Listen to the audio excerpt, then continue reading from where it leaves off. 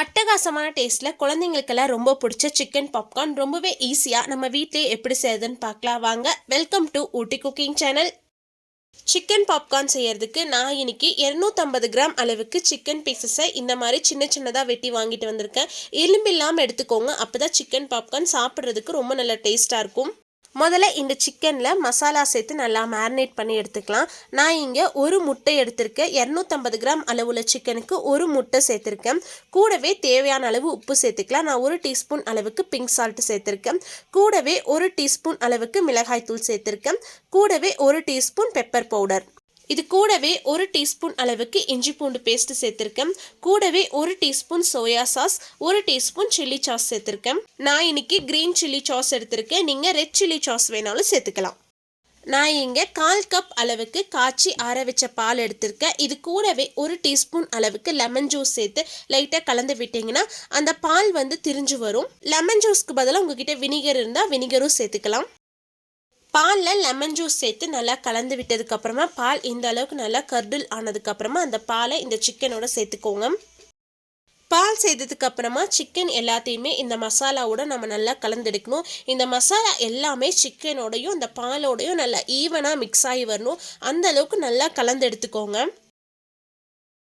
Chicken piece எல்லாத்தையுமே மசாலாவோட நல்லா கலந்தெடுத்ததுக்கப்புறமா இந்த மசாலாவில் சிக்கன் நல்லா ஊறி வரணும். அப்போ தான் சிக்கன் பாப்கார்ன் நம்ம சாப்பிடும் போது நல்லா டேஸ்ட்டாகவும் ஜூஸியாகவும் இருக்கும்.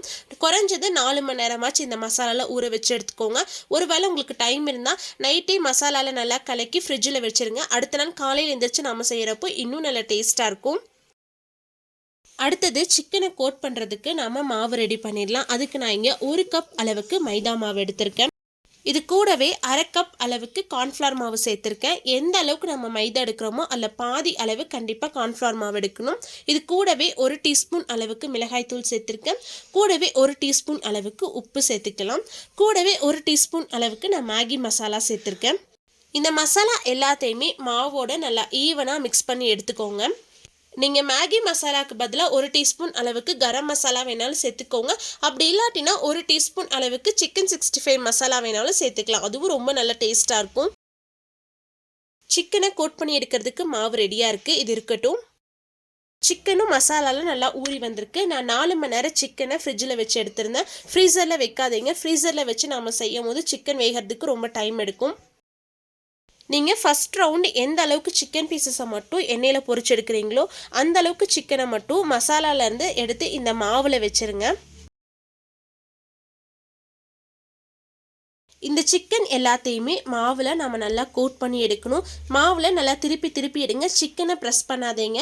சிக்கனை நம்ம ப்ரெஸ் பண்ணும் போது உள்ளே இருக்க அந்த மசாலாலாம் வெளியில் வந்துடும். அப்போ உள்ளே அந்தளவுக்கு ஜூஸியாக வெந்து வராது. அதனால் சிக்கனை ப்ரெஸ் பண்ணாமல் லைட்டாக மேல் பக்கம் அந்த ஈரப்பதம் இல்லாத மாதிரி மாவில் நல்லா கோட் பண்ணி எடுத்துக்கோங்க. மேலே கொஞ்சம் கூட ஈரப்பதம் இல்லாத அளவுக்கு நம்ம மாவில் கோட் பண்ணி எடுத்தாலே போதும். அடுத்தது நான் இங்கே ஒரு சின்ன கப்பில் ஐஸ் வாட்டர் எடுத்து வச்சுருக்கேன். அந்த ஐஸ் வாட்டரோட சில்னஸ் போகாமல் இருக்கிறதுக்காக கூட 2 ஐஸ் க்யூபும் போட்டு எடுத்திருக்கேன். கண்டிப்பாக இந்த தண்ணி நல்லா சில்லுன்னு இருக்கிற மாதிரி பார்த்துக்கோங்க. நாம் மாவில் கோட் பண்ணி எடுத்து வச்சிருந்த சிக்கன் பீஸ் எடுத்து இந்த ஐஸ் வாட்டரில் நம்ம நல்லா டிப் பண்ணி எடுத்துக்கணும். அதை அப்படியே எடுத்து அந்த மாவில் சேர்த்துக்கோங்க. சேர்த்துட்டு அந்த மாவு எல்லா பக்கமும் படுற மாதிரி நல்லா கோட் பண்ணி எடுத்துக்கோங்க. திரும்பவும் மேலே கொஞ்சம் கூட ஈரப்பதம் இருக்கக்கூடாது. ஈரப்பதம் இல்லாத அளவுக்கு நம்ம நல்லா கோட் பண்ணி எடுக்கணும். அதே மாதிரி இந்த தண்ணியும் நல்லா சில்லுன்னு இருக்கணும். ஒருவேளை இந்த தண்ணியோட சில்னஸ் போயிடுச்சுன்னா வேற ஐஸ் வாட்டர் மாற்றிட்டு அதில் செஞ்சு எடுத்துக்கோங்க. தண்ணி நல்லா சில்லுன்னு இருந்தால் தான் மாவு நல்லா மேலே கோட் ஆகி நம்ம எண்ணெயில் பொரிச்செடுக்கும் போது மேலே நம்மளுக்கு நல்லா க்ரஸ்ட் ஃபார்ம் ஆகும்.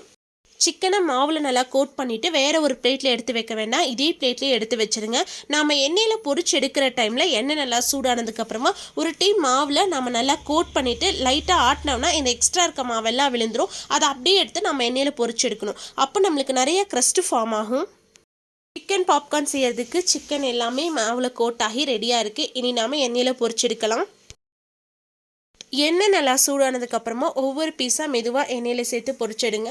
அடுப்பு மிதமான சூட்டில் இருக்கணும். அப்போ தான் இந்த சிக்கன் உள்ளே நல்லா சாஃப்டாக வெந்து வரும். அடுப்பு ஹை ஃப்ளேமில் வச்சிங்கன்னா மேலே இருக்க மாவு சீக்கிரமாக வெந்து வந்துடும். உள்ள சிக்கன் வேகாது. அடுப்பை மிதமான சூட்டில் வச்சு குக் பண்ணுங்கள். எண்ணெய் நல்லா சூடானதுக்கப்புறமா சிக்கன் பீஸை சேர்த்துக்கோங்க. அப்போ தான் அதிகமாக எண்ணெய் குடிக்காது. சிக்கன் பீஸ் எல்லாமே எண்ணெயில் சேர்த்ததுக்கு அப்புறமா உடனே நம்ம கரண்டி வச்சு லைட்டாக கலந்து விட்டுணும். அப்போ தான் அந்த க்ரஸ்ட்டு ஃபார்ம் ஆகிறதுக்கு ரொம்ப ஈஸியாக இருக்கும். அப்பப்போ சிக்கனை நல்லா கலந்து விட்டுட்டே இருங்க. அப்போ தான் சிக்கன் எல்லா பக்கமும் நல்லா ஈவனாக குக் ஆகி வரும். அடுப்பை மிதமான சூட்டில் வச்சு பொரிச்சிடுங்க. 3லேருந்து 5 நிமிஷத்துலேயே சிக்கன் நல்லா வெந்து சூப்பராக ரெடி ஆகிடும். மேல் பக்கம் லைட்டாக கலர் சேஞ்ச் ஆகி வந்தோடனே நம்ம எண்ணெயிலேருந்து வெளியில் எடுத்து வச்சிடலாம். சிக்கன் எல்லாம் எண்ணெயில் நல்லா வெந்து சூப்பராக ரெடி ஆகிடுச்சு. இதை நம்ம எடுத்து வெளியில் வச்சிடலாம். இதே மாதிரி மீதம் இருக்க எல்லா சிக்கன் பாப்கார்னையும் எண்ணெயில் பொரிச்சு எடுத்து வச்சுருங்க. நீங்கள் எந்த அளவுக்கு பேட்சை எண்ணெயில் பொரிச்சு எடுக்கிறீங்களோ அதை மட்டும் முதல்ல மசாலாவில் கோட் பண்ணி எடுத்து வைங்க. எல்லாத்தையுமே நம்ம மாவில் கோட் பண்ணி எடுத்து வச்சுட்டு எண்ணெயில் பொரிச்சு எடுத்தோம்னா நம்மளுக்கு அந்த அளவுக்கு க்ரஸ்ட் ஃபார்ம் ஆகி வராது. கேஎஃப்சியில் நம்ம சாப்பிட்ற ஒரிஜினல் சிக்கன் பாப்கார்ன் நம்ம வீட்டில் இருக்க பொருட்களை வச்சு ரொம்பவே ஈஸியாக செஞ்சு முடிச்சிட்டோம். குழந்தைங்களுக்கெல்லாம் ரொம்ப ரொம்ப பிடிக்கும். கண்டிப்பாக நீங்களும் நான் சொன்ன சின்ன சின்ன டிப்ஸை ஃபாலோ பண்ணி செஞ்சு பாருங்கள். மேலே இருக்க அந்த க்ரஸ்ட்டு ஃபார்ம் பண்ணுறதுக்கு நமக்கு கார்ன்ஃப்ளேக்ஸ், ஓட்ஸ் இது எதுவுமே தேவையில்லை. மைதா மாவு, கார்ன்ஃப்ளவர் மாவு வச்சுமே ரொம்பவே சூப்பராக மேலே இருக்க அந்த க்ரஸ்ட்டை நம்ம கொண்டு வந்துடலாம். இது வெளியில் நல்லா மொறுமொறுப்பாகவும் உள்ளே நல்லா சாஃப்டாகவும் இருக்கும். கண்டிப்பாக நீங்களும் உங்கள் வீட்டில் செஞ்சு பார்த்துட்டு எப்படி இருந்துச்சுன்னு மறக்காமல் கீழே கமெண்ட்ஸில் சொல்லுங்கள். நான் சொன்ன இந்த ரெசிபி உங்களுக்கு பிடிச்சிருந்தா வீடியோக்கு லைக் பண்ணுங்கள், ஷேர் பண்ணுங்கள். மறக்காமல் ஊட்டி குக்கிங் சேனலுக்கு சப்ஸ்கிரைப் பண்ணுங்கள். மீண்டும் அடுத்த ஒரு ரெசிபியில் சந்திப்போம். Bye, see you soon.